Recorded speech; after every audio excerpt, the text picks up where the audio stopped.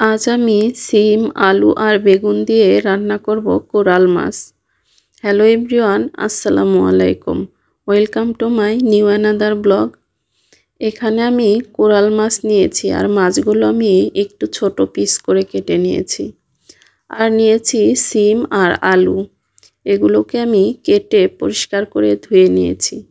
এদিক দিয়ে আমি কিছু টমেটো কেটে নিয়েছি আর পেঁয়াজ কাঁচামরিচ কুচি করে নিয়েছি।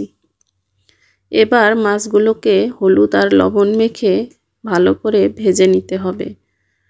একটা প্যানে তেল গরম করতে দিয়ে দিলাম। আর এখানে তেলটা গরম হয়ে গেলে এর উপর কিছুটা লবণ ছিটিয়ে দিলাম, যাতে করে মাছটা কড়াই থেকে খুব তাড়াতাড়ি উঠে আসে।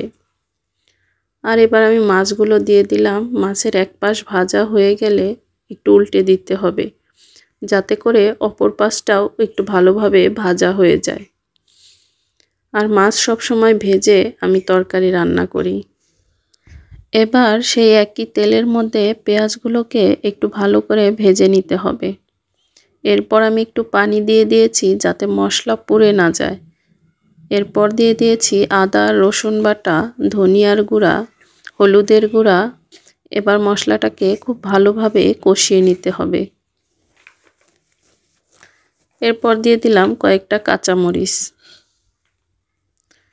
আর মশলাটা কষানো হয়ে গেলে ভেজে রাখা মাছগুলো দিয়ে দিতে হবে। এইভাবে মাছটা রান্না করে নিলে মাছের গায়ে মশলাটা খুব ভালোভাবে লেগে যায়। তারপর একটু সেদ্ধ হওয়ার জন্য পানি দিয়ে দিলাম। আর এই পর্যায়ে পানিটা কিছুটা টেনে গেলে মাছগুলো তুলে নিব। আর মাছ তুলে নেওয়ার পর এর মধ্যে দিয়ে দিতে হবে আগে থেকে কেটে রাখা সেই সিম আর আলু। আর সিম আর আলু দেওয়ার পর আমি খুব ভালোভাবে কষিয়ে নিচ্ছি। এবার একটু ঢেকে দিব। ঢেকে ঢেকে বেশ কিছুবার কষিয়ে নিতে হবে। কষিয়ে নেওয়া যখন হয়ে যাবে তখন এর মধ্যে দিয়ে দিতে হবে ঝোলের পানি। এই পর্যায়ে আমি অ্যাড করে দিলাম ঝোলের পানি। আমার যতটুকু লাগবে এটা সেদ্ধ হতে আমি ঠিক ততটুকুই পানি এখানে ব্যবহার করছি। এরপর আরও একবার ঢাকনা দিয়ে ঢেকে দিব, যাতে করে আলু আর সিমটা কিছুটা সেদ্ধ হয়ে আসে। এই পর্যায়ে আমি এখানে দিয়ে দিব মাছ। মাছগুলো দিয়ে দিলাম। আর এখন মাছের সাথে এটাকে একটু নেড়েচেড়ে মিশিয়ে নিতে হবে।